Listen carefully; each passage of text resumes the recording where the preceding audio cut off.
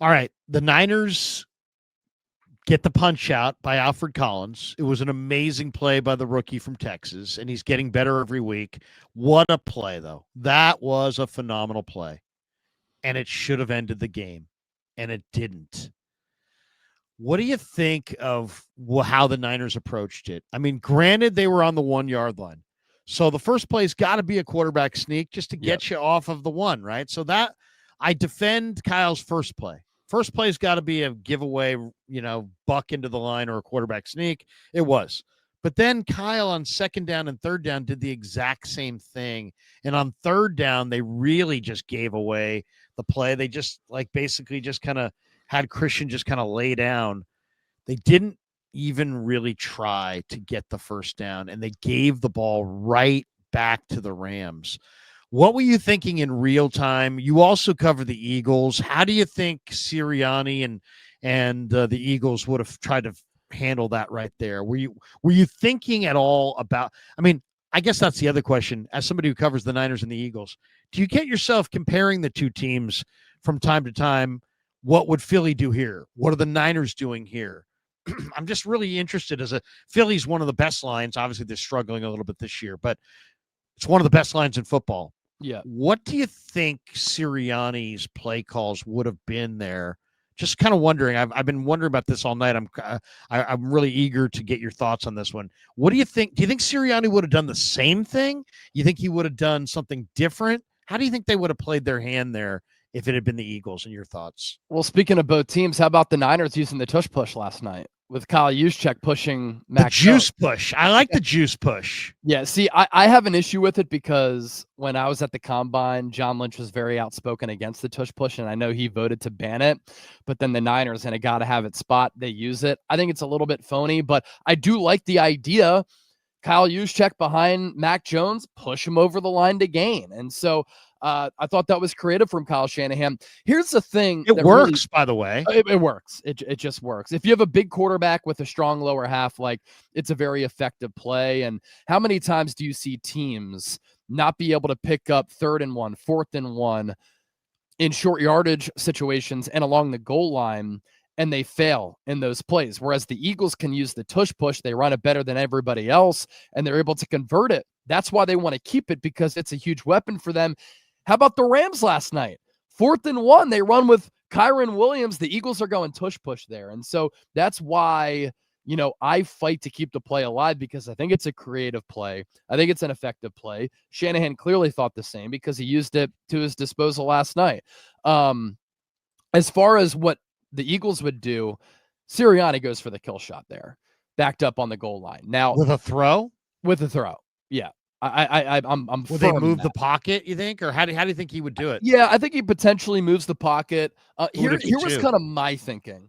I have no issue quarterback sneaking it on first down for a couple of reasons. You need to get some breathing room. Yeah. And you cause the Rams to use one timeout. All right. Right.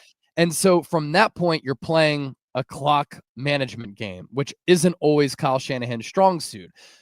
The chances of you finding success running in between the tackles there, it's very thin. And the Rams were selling out against the run. They were not going to give you the run.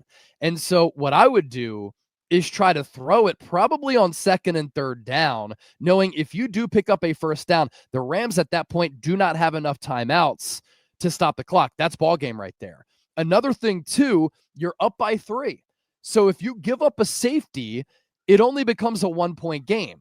Yes, you have to give the ball back to the Rams, but you're also able to kick the ball to the Rams instead of punting it when Thomas Morstead, number one, doesn't have a good leg. He's old and kind of cooked. Number 2, you knew that the Rams were going to get the ball at midfield. But by taking the safety, if a safety happens, you can pin the Rams back a little bit further. Then they also have to get a field goal in order to win the game. But if they do get the field goal, they do win the game. Exactly. If you take the safety and then kick it to them, they get worse field position. Right. But a field goal beats you. But I'd rather be aggressive, try to pick up the first down, because if you do, that's ball game.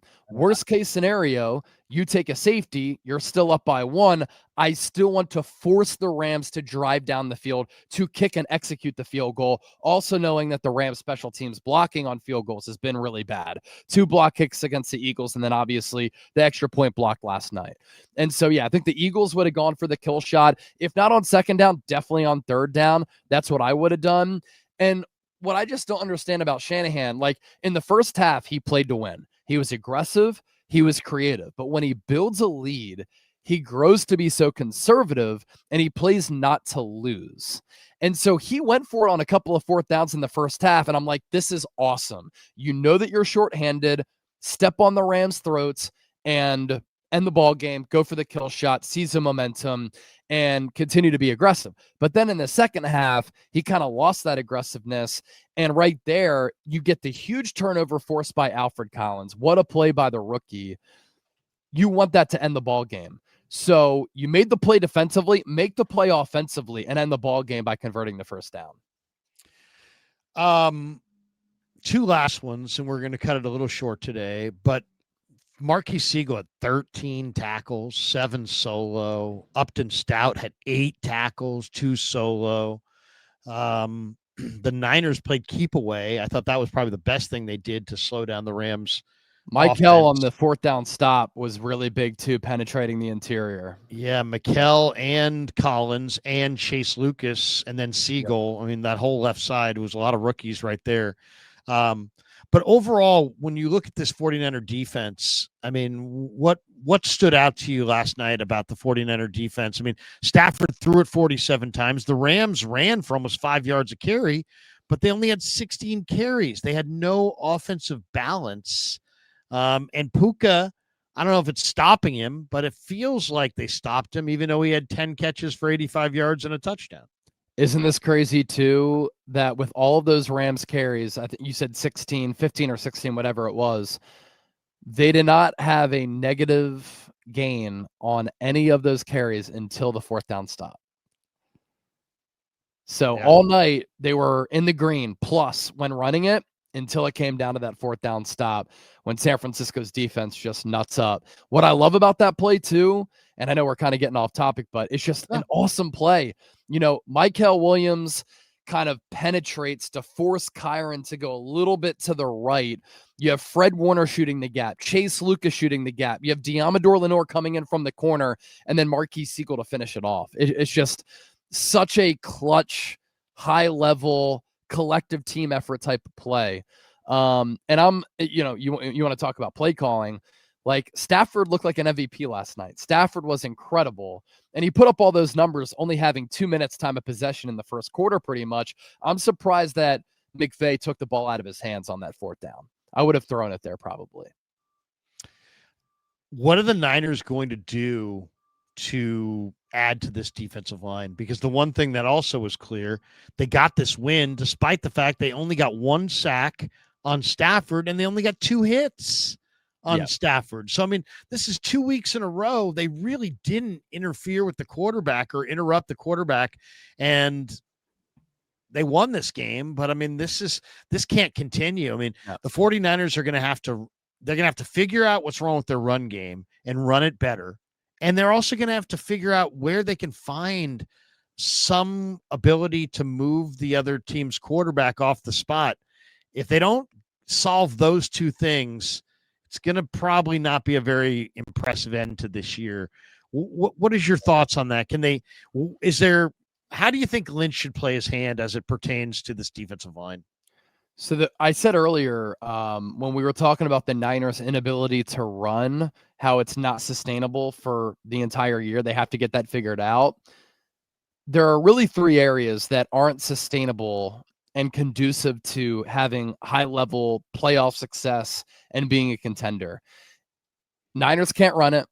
The red zone offense still stinks. And without Nick Bosa, they can't generate pressure on the quarterback. I mean, those are 3 things that they really need to figure out that have been weaknesses all year. And then obviously after the Nick Bosa injury, and they were some blemishes on the radar last night. And so I think the Niners have no other choice but to try to make a trade for a pass rusher. You're 4-1. You've shown that you can compete. You have reinforcements coming back. Ricky Pearsall, Jawan Jennings, George Kittle, Brandon Ayuk, Malik Mustafa. Some of those pieces are almost like trade deadline acquisitions, and they're going to make you better. We've seen that this Niners team has potential, but Matthew Stafford was sitting back there picking flowers, and he could have played 7-on-7 back there. You had 1 sack on the opening drive of the game when you drew something up with Bryce Huff. After that, he wasn't really touched.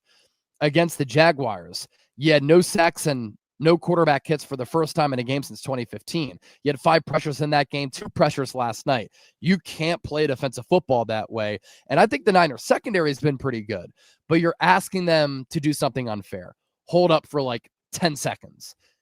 Again, it's just an unfair way to play football, and it's not sustainable. So I think with the Niners being 4-1, sole possession of first place, they've shown fight, they've shown ability, they've shown they can compete and be contenders this year.